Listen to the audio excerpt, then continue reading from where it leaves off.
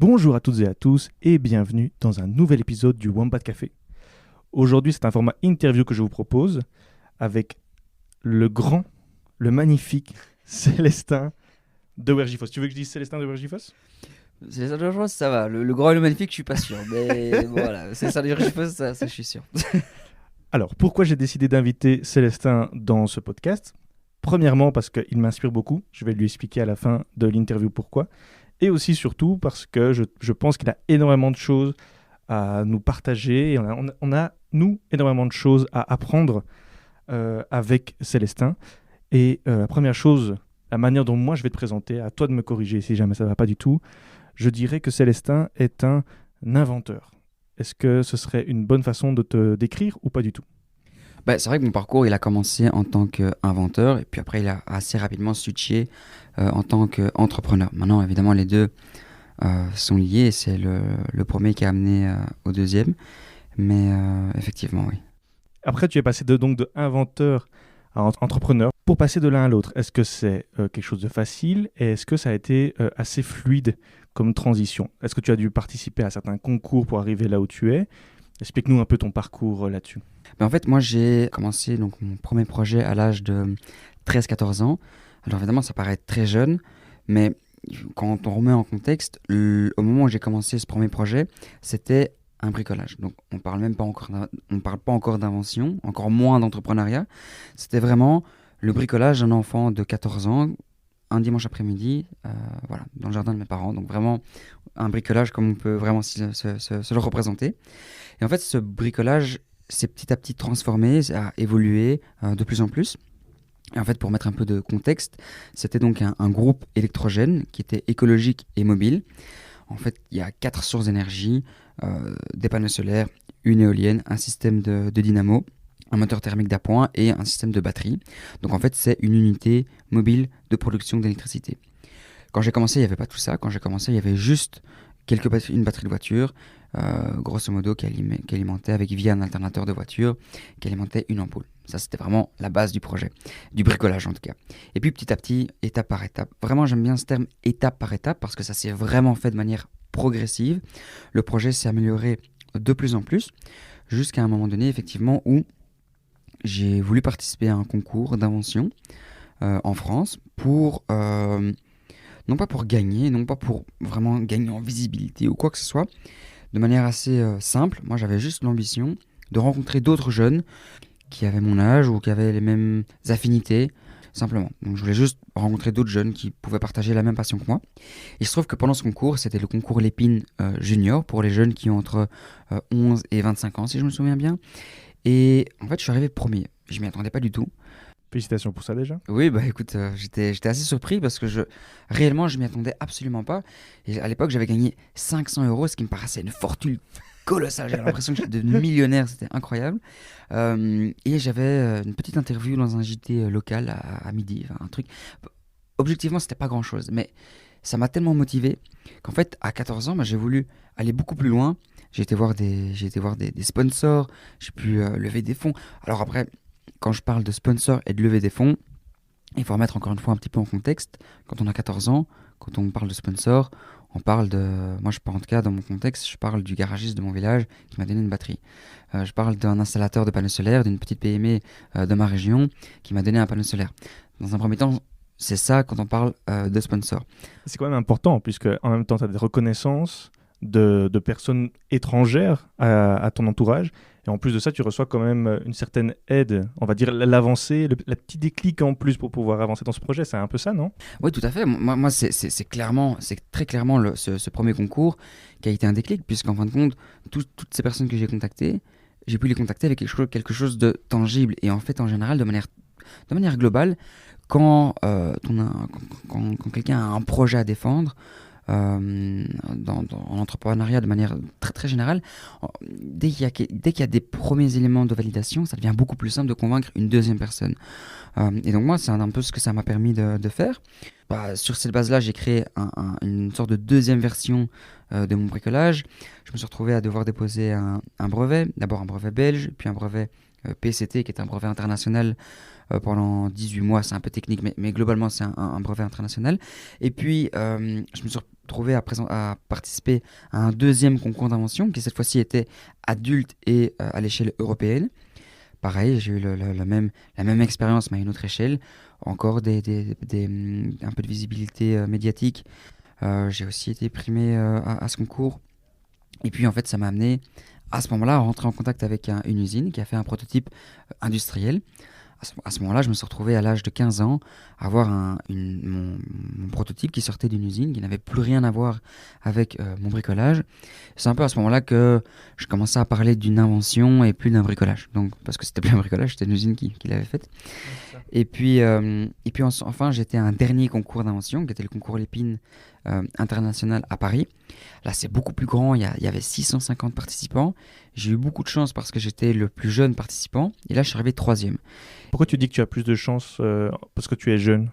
Ah bah en fait parce que effectivement c'est une bonne réflexion parce que souvent des jeunes ou plus d'adultes que de jeunes en fait, mais souvent les gens, plus maintenant parce que là forcément j'ai plus 14 ans, mais souvent les gens m'ont demandé ah oui mais est-ce que c'est pas trop dur d'être trop jeune, etc. Et en fait ben non, au contraire, quand je dis j'avais de la chance, j'étais le plus jeune, c'était une vraie opportunité parce que le fait d'avoir été aussi jeune, c'était en fait c'est atypique évidemment, avoir 14 ans, enfin là j'avais 15 ans en l'occurrence, mais avoir 15 ans et gagner le 3e prix d'un concours sur 650 participants, c'est plus impressionnant d'avoir 50 ans et d'arriver 3e. Et donc, en fin de compte, ça m'a beaucoup aidé. Ça m'a beaucoup aidé à avoir cette visibilité, à avoir cette espèce de momentum, en fait, qui a été créé autour du projet. Donc, c'est pour ça que finalement, moi, ça a été vraiment une énorme opportunité de le faire aussi jeune, finalement. Pour moi, ça a vraiment été une force largement plus qu'une faiblesse ou qu'un frein ou que peu importe quoi d'autre. Donc, voilà. Et puis ensuite, en revenant de ce dernier concours, là j'ai pu aller chercher des vrais sponsors, des vrais fonds et puis des vrais partenariats entre guillemets. Je dis des vrais par rapport à... Le libraire de ton village serait pas content d'entendre ça. Hein. Oui, oui, effectivement, mais non, je dirais à une autre échelle évidemment, à l'échelle à ce moment-là plutôt d'un entrepreneur, puisque c'est à cet âge-là que j'ai créé mon entreprise, qu'on a été chercher des fonds pour vraiment développer le projet en tant que start-up pur et dur, quoi, et non plus en tant que bricolage ou invention, etc. Et donc cette jeune expérience, elle t'a permise de créer avec 2 autres personnes un groupe, une sorte d'entreprise, de collectif qui s'appelle Young Changemakers. C'est comme ça que j'ai rencontré Célestin. C'est à travers ces différentes conférences qui se passaient un peu partout à Bruxelles et en Belgique, enfin, en tout cas dans la francophonie. Et donc j'ai pu rencontrer Célestin comme cela. Donc je te propose que tu nous présentes un peu ce projet Young Changemaker, peut-être une petite historique de ce que c'est et d'où vient cette envie de vouloir faire Young Changemaker. Alors oui, effectivement, maintenant les Young Changemaker n'a pas été créé directement suite à ce premier projet, parce que finalement, à 17 ans, je me suis retrouvé à partir travailler à Londres dans une start-up, puis je suis parti à Boston, et puis après je suis rentré en Belgique, et là je me suis posé la question, finalement, qu'est-ce que je veux faire par la suite? À ce moment-là, j'ai décidé de commencer mes études de bio-ingénieur ici en Belgique. À ce moment-là, c'est toujours une ambition que j'ai aujourd'hui, mais j'avais commencé ça avec la volonté de pouvoir continuer dans la voie de l'entrepreneuriat, mais lié au domaine de la santé de manière la plus large possible, de la santé et de l'environnement. Et donc évidemment, pour moi, ça a été une évidence de pouvoir faire ces études de bio-ingénieur. Et puis à un certain moment, en fin de compte, je me suis retrouvé à rencontrer deux autres personnes, Nathan Soret et Darby Lubamba, qui sont ils sont les 2 personnes avec qui on a créé ce projet Young Changemaker. Initialement, on s'est rendu compte qu'on avait soit des amis, des potes ou bien simplement des connaissances qui nous inspiraient réellement. Et on avait un petit peu cette frustration, il faut se dire qu'on était 4 ans en arrière, hein. On avait un peu cette frustration on se rendait compte que ces personnes n'étaient pas forcément mises en avant, que leur parcours était vraiment impressionnant, mais encore une fois, pas suffisamment connu. Et c'est comme ça qu'on a créé cet événement, notre tout premier événement Young Changemaker, qui était une conférence. On l'a organisé dans le Parlement de la Fédération Wallonie-Bruxelles, ici en Belgique. Et on a eu beaucoup de chance parce qu'on avait le jour même une petite interview sur le JT de RTL TVI. Ce qui a fait que juste après l'événement, on a eu des dizaines et des dizaines de messages de gens qui nous ont demandé « Oh mince, j'ai raté la première, il faut absolument que je m'inscrive à la deuxième, est-ce que vous pouvez nous dire les prochaines dates, etc. » Donc là, par la force des choses, vraiment par la force des choses, puis on a créé un deuxième événement, un troisième, etc. Et c'est vraiment comme ça que le projet a commencé. Ouais. Donc c'était pas prévu en fait à la base de continuer dans ce projet, c'était juste un projet, on va dire, c'était éphémère quoi. Au début, c'était vraiment ponctuel. Alors on s'est dit « Bah oui, si c'est bien et si c'est chouette, on ambitionnait probablement de continuer, mais on n'en avait même pas parlé entre nous. Donc moi, personnellement, je me disais, oui, ce serait chouette qu'on continue. Je suis certain que Derby Nathan avait la même ambition, mais c'était absolument pas prémédité, entre guillemets. Okay. Donc ces retours vous ont en fait rassuré dans ce côté, on va continuer dans notre ambition. Bah, ça nous a rassurés, surtout on n'avait pas trop le choix, quoi. On avait vraiment des dizaines de personnes qui nous ont dit, je voudrais absolument venir à la suivante, quoi. Donc ouais, non, vraiment, c'était assez, on s'est même pas posé la question de dire est-ce qu'on continue ou pas. En fin de compte, ça a été vraiment naturel, vraiment très très naturel. Et donc c'est comme ça que le premier événement a vu le jour, et puis après le deuxième, le troisième, etc. On a peaufiné, on a amélioré, on a travaillé nos formats. Et en fait, très concrètement, parce que là du coup on n'a toujours pas expliqué ce qu'était le projet Young Changemaker. En fait, nous, notre objectif, c'est de mettre en avant des jeunes qui sont dans leur domaine respectif, acteurs du changement. Quand je dis dans leur domaine respectif, ça peut être des jeunes qui sont dans l'entrepreneuriat, entre guillemets, pur et dur, ça peut être des artistes, des photographes, des journalistes, ça peut être des scientifiques. En fin de compte, peu importe, tant que ce sont des jeunes qui arrivent à avoir un impact, peu importe l'échelle, à une échelle très locale, nationale, globale, peu importe. Mais voilà, c'est des jeunes qui, à un moment donné, arrivent à changer les choses, à changer le monde à leur niveau, dans leur domaine. Voilà, nous, notre but, c'est de les mettre en avant, de fragmenter leur parcours, de rendre leur parcours le plus accessible possible. Parfois, on voit un jeune qui est excessivement impressionnant, mais quelque part, à chaque fois, cette personne, la plupart du temps, elle a commencé comme n'importe qui. Elle était étudiante ou pas, ou elle était même pas étudiante, peu importe. Et en fin de compte, nous, on veut fragmenter ces parcours pour les rendre le plus accessibles possible et finalement pour vraiment inspirer un maximum de jeunes à se rendre compte que oui, c'est possible d'avoir un impact, oui, c'est possible de devenir acteur du changement, peu importe son domaine, peu importe son contexte. Alors, tu me parles de jeunes que tu as envie de mettre en avant. Est-ce que dans ton organisation, enfin dans votre organisation, pardon, est-ce qu'il n'y a que des jeunes ? En fait, dans le projet Young Changemaker, on collabore énormément avec toute une série de jeunes qui sont étudiants pour la plupart, mais pas uniquement, qui nous aident de manière ponctuelle sur tous les événements qu'on organise. Notre équipe, elle est constituée aussi de jeunes, en fait. On se positionne un petit peu, voilà, on a un projet qui est un petit peu par les jeunes pour les jeunes, dans le sens où, finalement, on n'a aucun... Après, c'est bizarre parce que, à 24 ans, on peut se considérer, 23, 24, on peut se considérer comme un adulte. Moi, j'ai horreur de ça. Syndrome du Peter Pan. Ah ouais, non, mais je considère absolument pas adulte. Mais j'espère en être très très loin encore. Mais bon, peu importe. C'est un autre débat. Mais non, finalement, oui, c'est vrai que le projet, il est animé par des jeunes et fait vraiment pour des jeunes. Donc, on essaye vraiment de... Enfin voilà, ça c'est vraiment notre équipe. Elle est principalement constituée d'étudiants. Qui est déjà venu dans vos conférences pour donner un peu un goût aux auditeurs qui ne sont pas encore venus. Moi, je suis déjà venu, je sais quel est le calibre de vos invités, mais qui est déjà venu dans vos événements ? Qu'est-ce que vous avez prévu pour la suite cette année ? Et aussi, est-ce qu'il y a certaines, peut-être, conférences qui t'ont plus marqué que d'autres ? Est-ce que tu as remarqué qu'il y a un certain public qui vient plus souvent lors des conférences ? Enfin, explique-nous un peu le déroulé de ces conférences, quels invités Ok, en fait, nous justement, on est assez large dans les thématiques qu'on aborde. Donc on n'a absolument pas, à l'inverse par exemple d'un organisme comme YouStart, qu'on apprécie énormément, c'est un réseau d'entrepreneurs qui met en avant des jeunes entrepreneurs étudiants pour la grande majorité. Ça, c'est de l'entrepreneuriat, ce que moi j'appelle entre guillemets de l'entrepreneuriat pur et dur. C'est des jeunes qui créent des boîtes, qui génèrent du cash, ou en tout cas qui essayent de générer du cash, et qui créent des entreprises. Nous, on est très très large, c'est-à-dire que, comme je disais tout à l'heure, on a aussi bien des journalistes que des photographes, des scientifiques. Ça veut dire qu'en fin de compte, à travers ce projet, on peut avoir au sein de la même conférence un journaliste, par exemple, on peut avoir ici dans le domaine du hip-hop, Fif de Bouscapé qu'on peut inviter de France.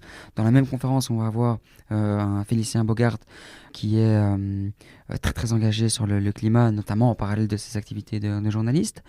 On peut avoir 2 jeunes entrepreneuses qui ont créé un projet qui lutte contre le recyclage des déchets, en tout cas qui œuvrent vers le zéro waste. On invite parfois des intervenants très internationaux. On a ramené des personnes d'Angleterre, d'Allemagne, de Jordanie. Enfin bon, voilà, on essaye à chaque fois d'avoir un profil qui est plutôt international.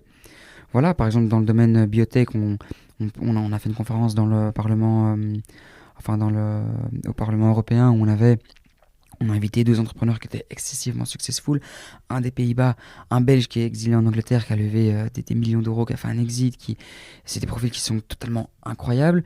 Et puis à l'inverse, qui pour le coup, paraissent quand même vachement inaccessibles, il faut le reconnaître. Mais encore une fois, même si c'est des profils qui paraissent totalement issus d'une autre planète, on essaye quand même de fragmenter leur parcours et de le rendre accessible.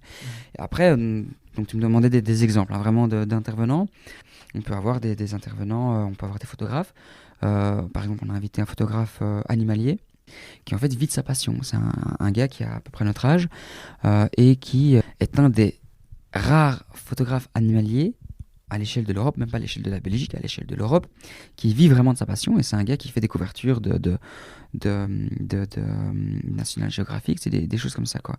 À l'inverse, on peut avoir un photographe qui part dans des zones de conflit, qui part avec l'armée irakienne sur le front, en Irak, en Syrie, en Ukraine, quand c'était très chaud là-bas. Enfin voilà, et encore une fois, on se rend compte toujours que pour tous les profils que je viens de citer, à chaque fois, il y a un moyen en fait de s'identifier à ces profils. Même si demain, quelqu'un qui termine l'IEX, qui sera un Master 2 à l'IEX, qui aime bien la photo, il se dit attends, mais jamais de la vie, moi je vais me retrouver dans 2 mois sur le front en Irak. Mais en fait, si.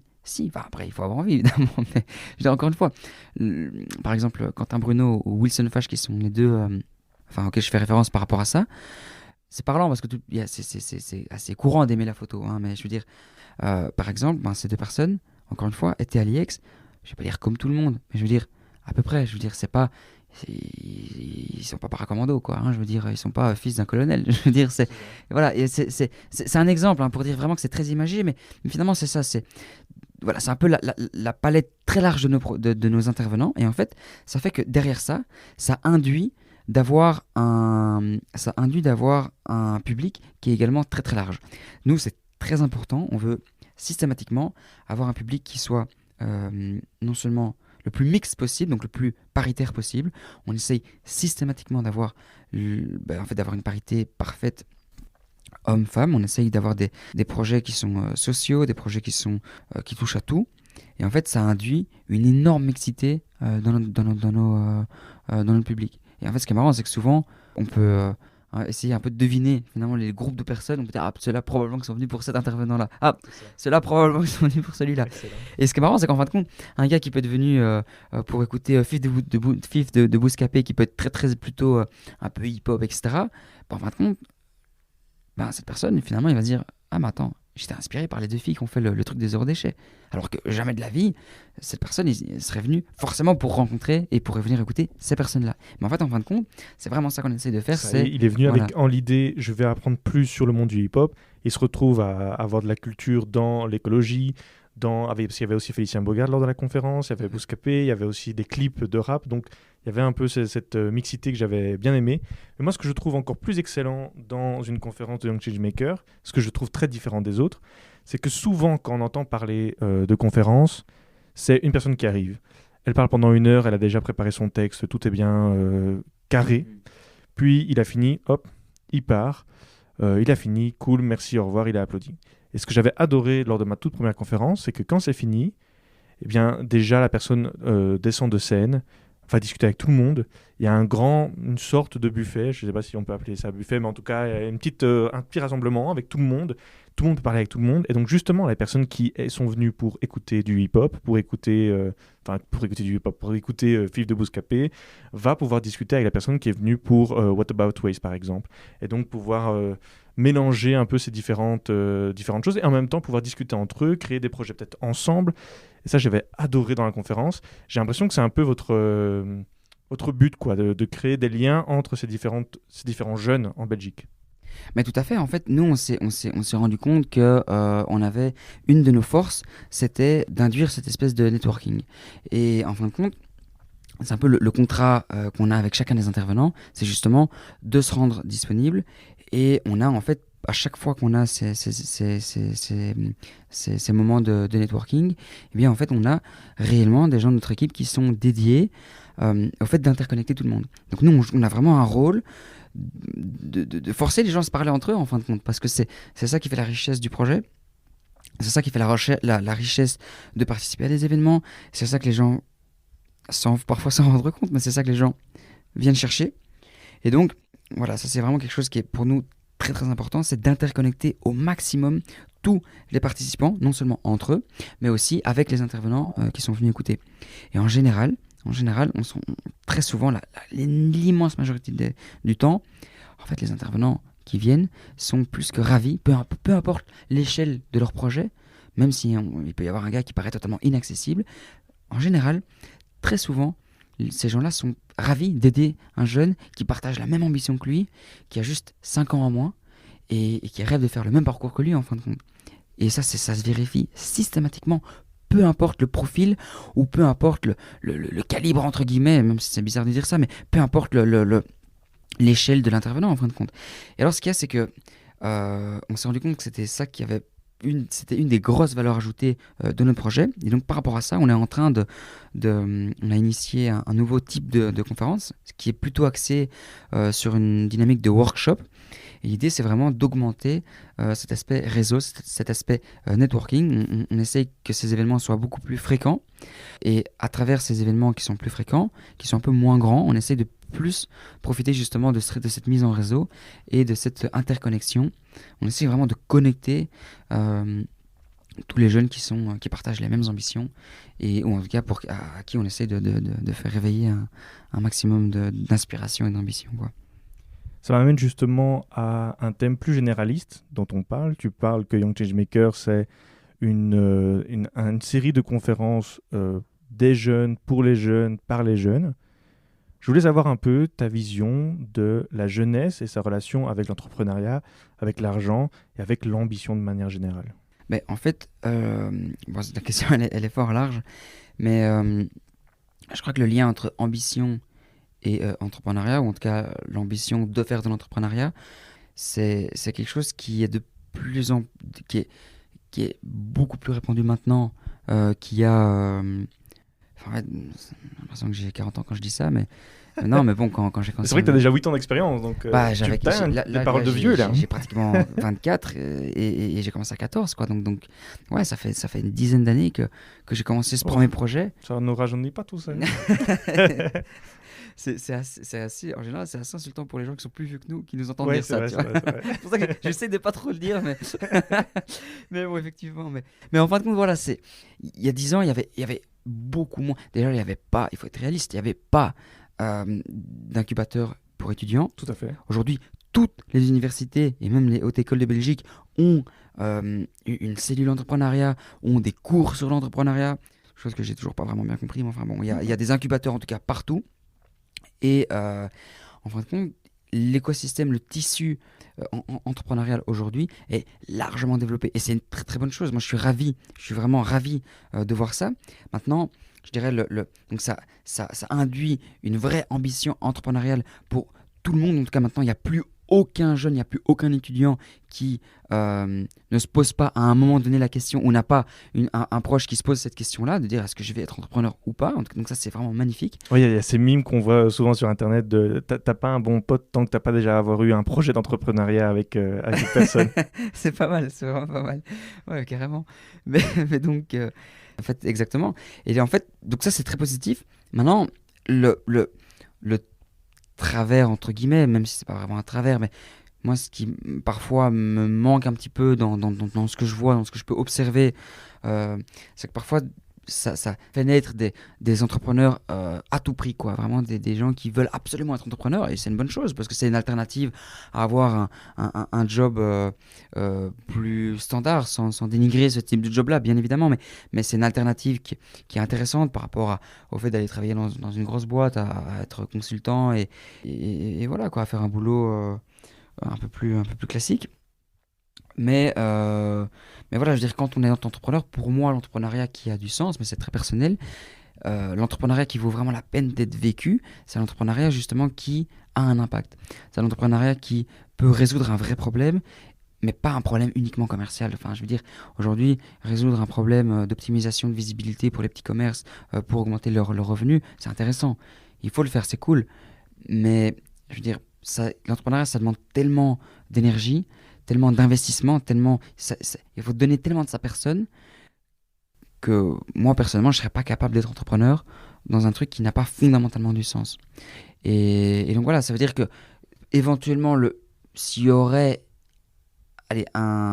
y avait plutôt un travers par rapport à ça, c'est voilà, le fait d'être entrepreneur à tout prix et de faire des projets qui n'ont pas forcément du sens. Mais après, peu importe, c'est quelque chose de très, très positif. Et pour moi, l'ambition des jeunes pour l'entrepreneuriat, il explose et je me réjouis réellement de voir cette explosion d'intérêt pour l'entrepreneuriat. Ça, c'est sûr et certain.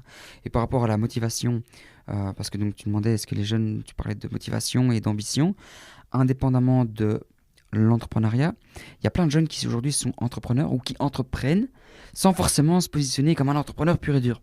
Ouais. Et ça, c'est clair. Aujourd'hui, là, on en discutait un petit peu avant l'interview, il y a plein de jeunes qui maintenant commencent des projets, qui démarrent plein d'initiatives, et ça c'est extraordinaire, notamment pour le climat, pour l'alimentation, pour vraiment tellement de thématiques, et ça c'est magnifique à voir, quoi. Ça c'est génial, et en fin de compte, tous ces jeunes qui se mobilisent, peu importe la manière dont ils se mobilisent, et peu importe la thématique pour laquelle ils se mobilisent, tous ces jeunes qui font changer les choses, quelque part à leur manière, sont des entrepreneurs parce que c'est des jeunes qui essayent de faire avancer le monde et de faire avancer la société.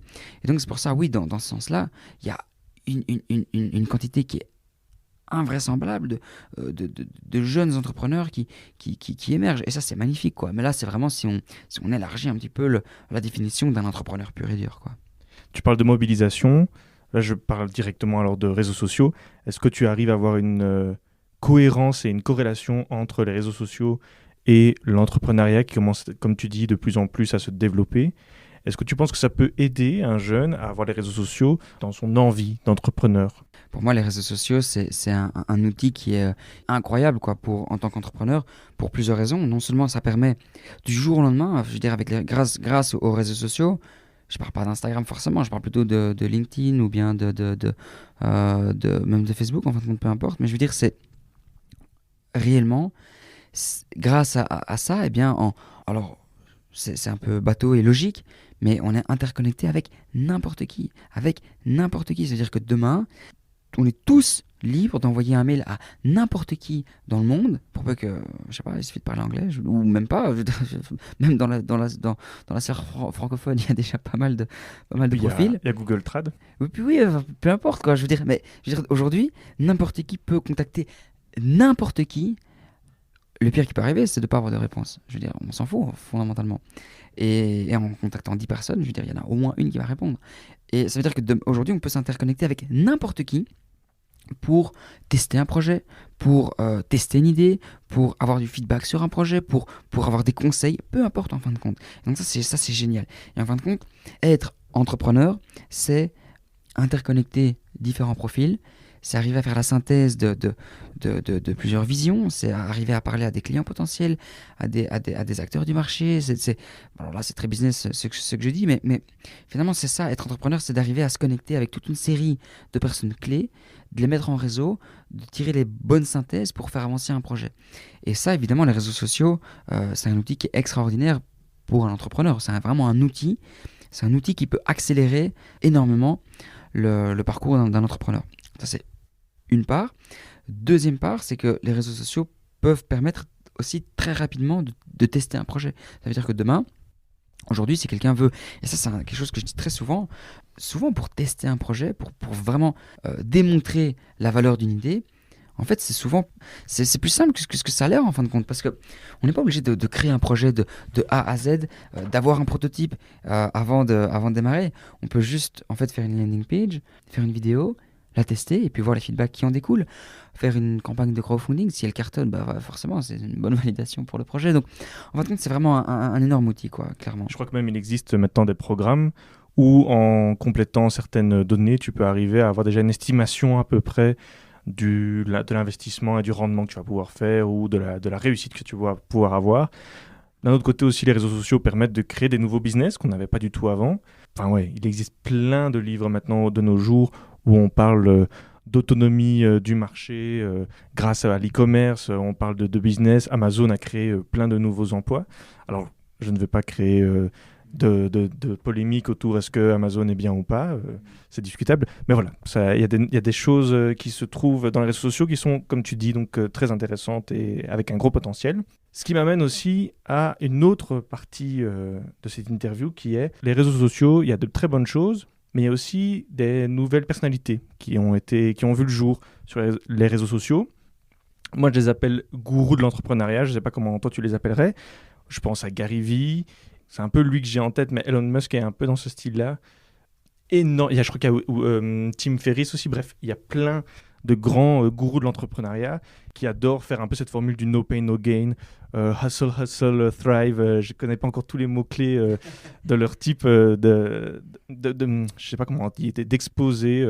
Bref. Que penses-tu de ces grands gourous qui vont dire à tout le monde de se lancer dans l'entrepreneuriat parce que ça va créer énormément d'argent et qu'on va pouvoir se payer la nouvelle Mercedes et acheter une équipe de baseball avec une nouvelle idée, qu'il faut travailler 20 heures par jour pour arriver à ses fins. C'est très américain, hein. Je sais qu'en Belgique et en France, dans la francophonie, c'est un peu différent. Mais quelle est la relation que toi, tu as avec ce type de gourou parce que tu as déjà de l'expérience?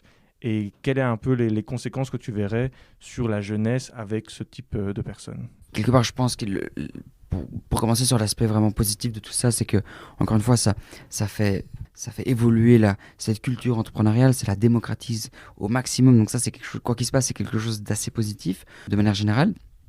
Après, évidemment, sur le côté vraiment évangélisation, gourou, etc., moi, j'ai un petit peu de mal à me positionner par rapport à ça parce que, à titre vraiment personnel, c'est pas quelque chose qui me parle réellement.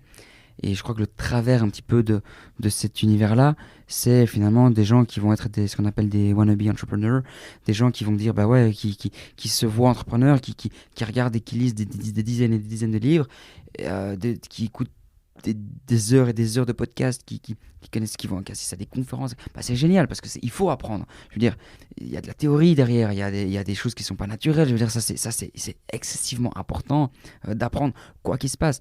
Mais je veux dire, j'ai parfois le sentiment que toute cette culture des gourous de l'entrepreneuriat, en fait, il y a moyen de tourner en rond, quoi, je pense, à un moment donné, quoi, en restant trop focalisé sur. C'est bien parce que ça peut donner vraiment de la motivation. Je veux dire, parfois, si quelqu'un fait du sport, ouais, c'est cool d'avoir la musique de Rocky, je sais pas, moi, dans les oreilles, c'est cool, tu vois. C'est important d'avoir un kick de motivation, quoi.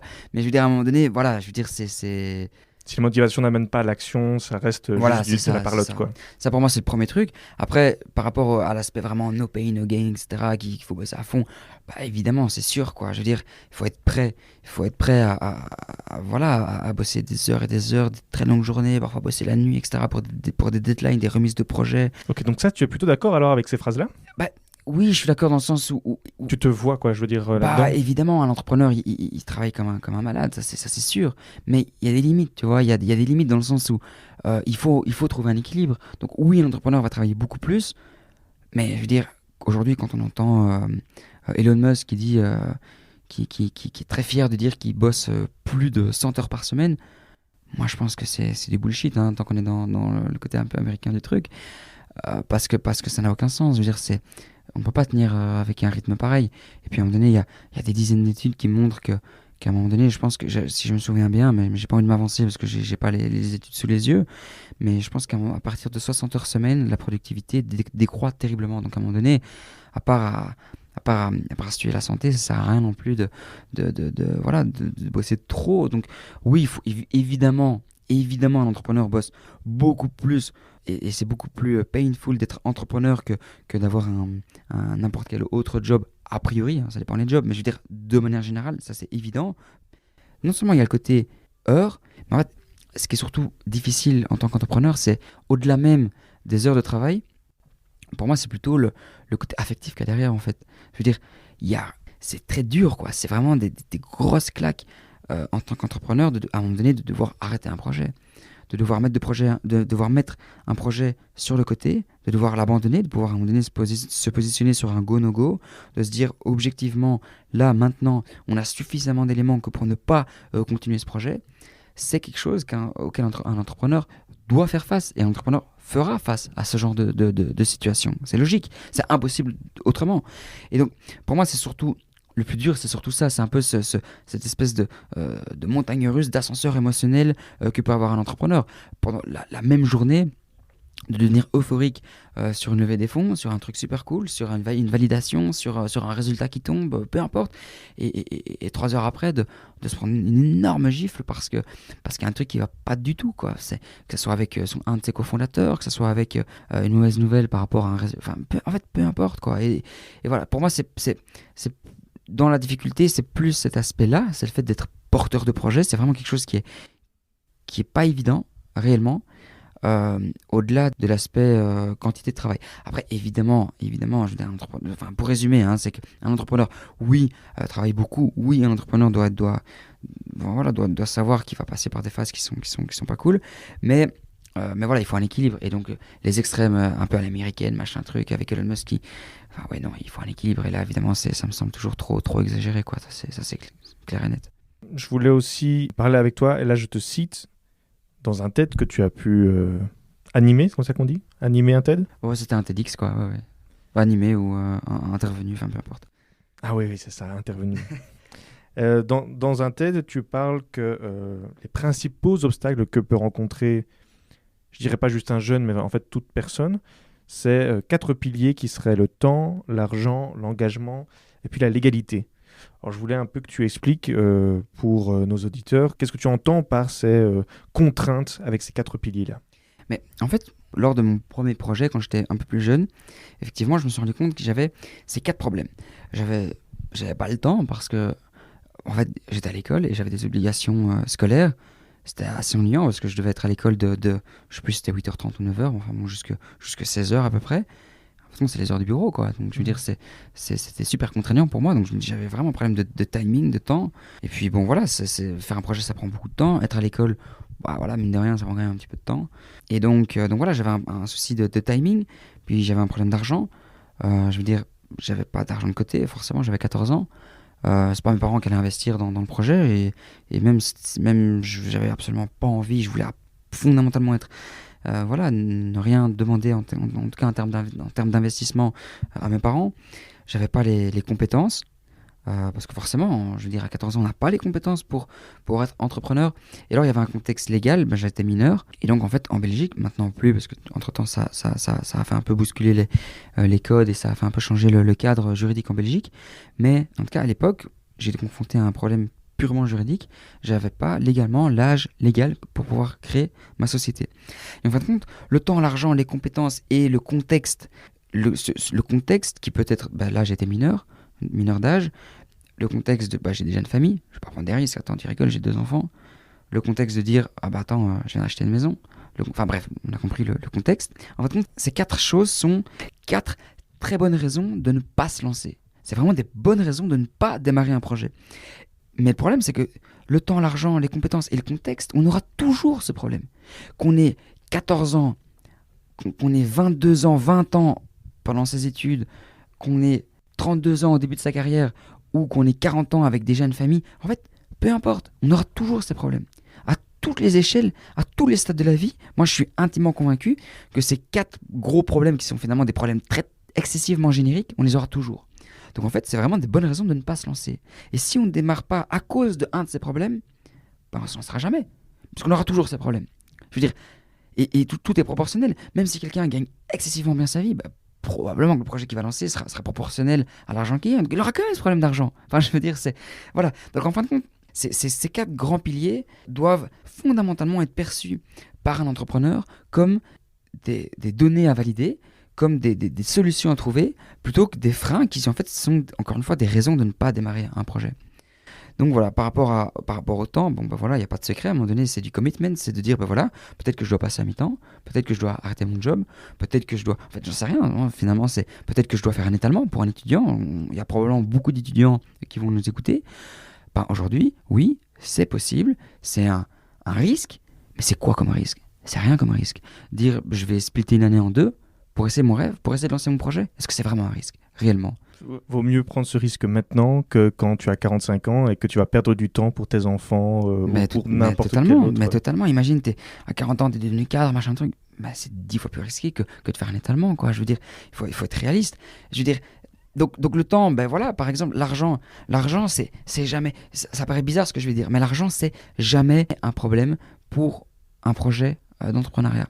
C'est une donnée à valider, mais c'est pas un problème. Si un projet est bon, il y a aucune raison que le projet ne trouve pas à un moment donné des financements. Surtout en Belgique, c'est assez facile avec des concours, avec toutes sortes d'aides. Mais exactement, il y a des concours, il y a des aides, il y a du crowdfunding, il y a du mécénat, il y a des subsides, il y a des subsides auprès de fondations privées, il y a des subsides publics, il y a tellement de trucs, quoi. Je veux dire, dire je le fais pas parce que j'ai pas l'argent, franchement, c'est une excuse. Et souvent aussi, hein, ce qui peut parfois débloquer une série de personnes, c'est de se rendre compte que souvent on n'a pas besoin d'argent. Là, on pense qu'on a besoin d'argent pour démarrer un projet. Parfois, on n'en a pas besoin. Dans le sens où, prenons par exemple l'exemple de quelqu'un qui veut démarrer un projet en plutôt tech, une app ou peu importe en fin de compte. Ben, oui, ok, développer une app, ça coûte cher, ça prend du temps, il faut des compétences. Mais faire une landing page, ça coûte rien. Ça coûte rien. Je veux dire, faire une landing page avec Wix, ça coûte rien. C'est fait en 24 heures, quoi.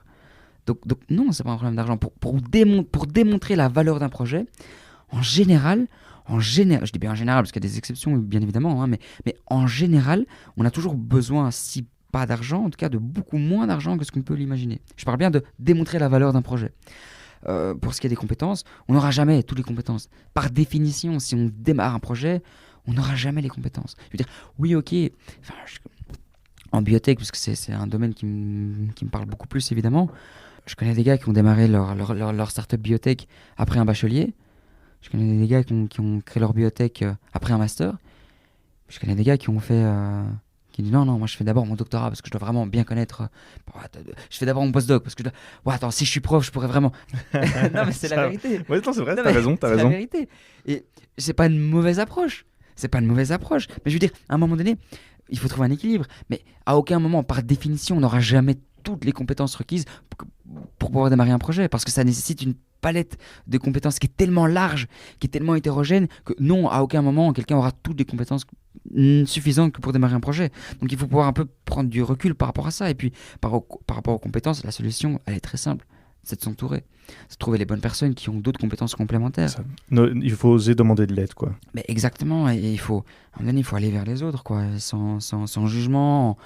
Puis voilà, et puis dans le pire des cas, c'est un feedback constructif.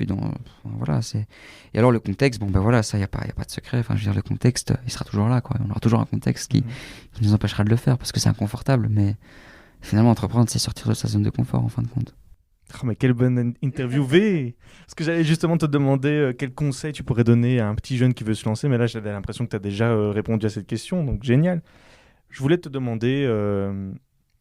Quel est le futur que tu entreprends toi cette année ou dans les 5 prochaines années? Mais en fait, par rapport à donc, ce qu'on souhaite faire, c'est continuer à développer le projet Young Changemaker. Là, on est en train de préparer tous les dossiers pour pouvoir justement démultiplier l'impact du projet Young Changemaker. On aimerait bien avoir une personne qui pourrait être réellement à mi-temps ou à temps plein pour vraiment booster le projet Young Changemaker, démultiplier et nos conférences et nos workshops.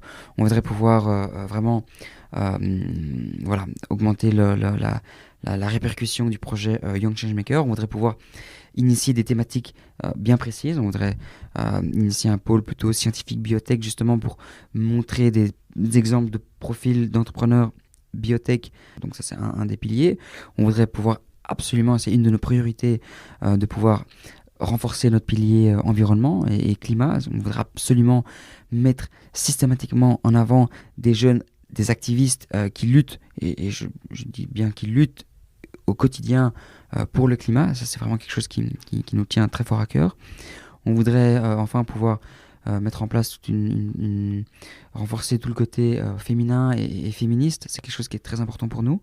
On a d'autres thématiques qui sont en cours de développement, mais voilà, on voudrait démultiplier et nos conférences et nos workshops en renforçant le côté networking dont on parlait tout à l'heure, à travers notamment les piliers que je viens de citer.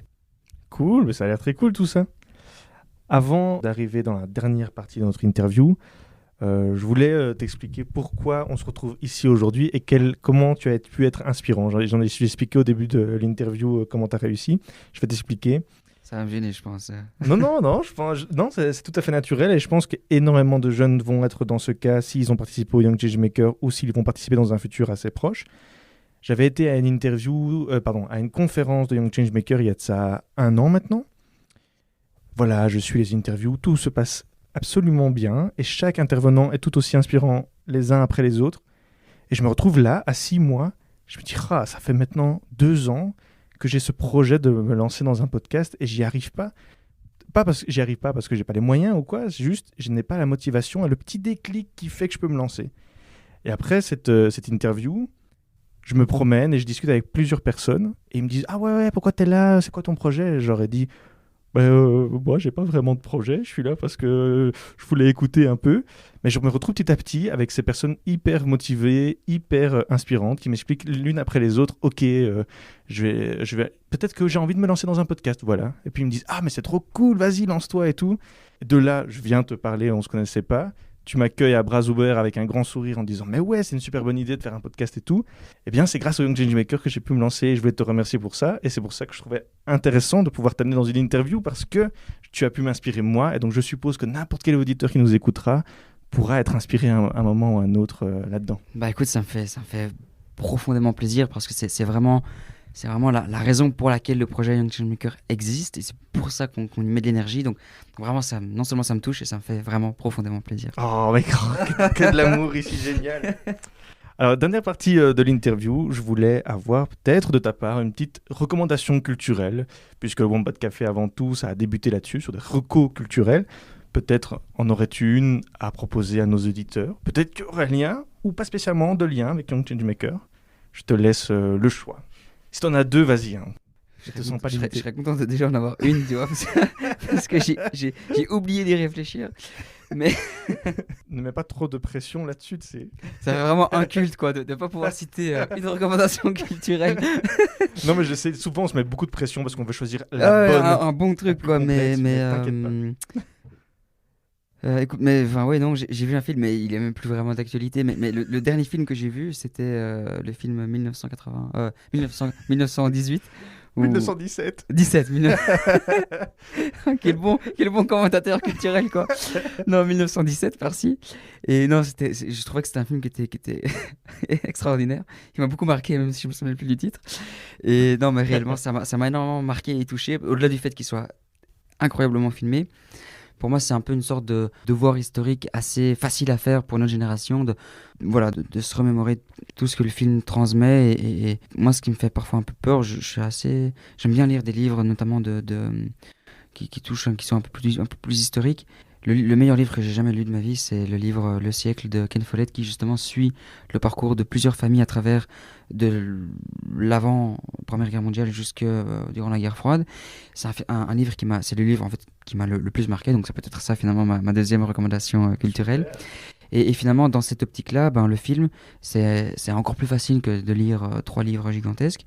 Et donc voilà, pour moi, c'est une sorte de devoir de mémoire entre guillemets un petit peu pour notre génération, quoi. Et donc voilà, c'est un petit peu le film récent qui m'a beaucoup marqué. Super, c'est une super reco. Je te propose alors qu'on finisse avec la citation. Avant de se lancer dans la citation, je voulais d'abord te remercier d'avoir accepté mon invitation et j'espère qu'on pourra te voir, qu'on pourra se revoir nous bientôt et que les auditeurs pourront te voir bientôt dans une conférence Young Changemaker. Peut-être as-tu une prochaine conférence Young Changemaker que tu voudrais mettre en avant dans cet épisode ? Normalement, notre prochaine conférence, elle est le 31 mars au Théâtre de Liège. On a une certaine incertitude par rapport au contexte du Covid-19, du coronavirus. Bon, historiquement, on a eu 2 de nos conférences qui ont été annulées le jour même à cause des attentats. Je plombe un peu l'ambiance, là, je me rends bien compte. Mais voilà, on n'est pas sûr à 150%. C'est une énorme frustration de devoir annuler un événement le jour même. Donc, on se pose la question de reporter ou non cette conférence. Donc voilà, potentiellement le 31 mars au Théâtre de Liège. Le lien de cet événement est dans la description, le lien Facebook et le lien Eventbrite. Parfait. Je mets aussi l'Instagram de Young Changemaker qui est dans la description. Est-ce qu'il y a autre chose que je devrais mettre dans la description? Non, je ne crois pas, en tout cas pas maintenant. Eh bien, alors, je te propose qu'on finisse avec la citation. Super. Bah écoute, moi, ma citation, pour le coup, là, je l'ai prévue. C'est une citation en anglais qui dit « Every man dies, but not every man really lives ». En fait, c'est de dire que tout le monde meurt, mais tout le monde ne vit pas vraiment. Et pour moi, c'est une citation que j'adore parce qu'elle résume, en fait, quelque chose de très important pour moi. C'est se rendre compte que la vie, elle passe très vite et il faut jamais attendre, en fin de compte. Voilà, simplement. Super. Merci beaucoup, Célestin. J'espère que cette interview vous a plu. Vous pouvez nous retrouver sur Instagram @wombatcafé.podcast et vous pouvez retrouver tous les événements de Young Changemaker dans la description. N'hésitez pas à y jeter un coup d'œil. On se retrouve la semaine prochaine. Ne vous inquiétez pas, Sayan sera de la partie. Et n'hésitez pas à nous donner vos retours sur cette interview. Et peut-être si vous avez des propositions aussi à nous faire sur un invité que vous voudriez bien voir dans cette émission, n'hésitez pas à nous faire part sur Instagram et par mail, wombatcafé.podcast@gmail.com. D'ici là, portez-vous bien et à bientôt. Ciao.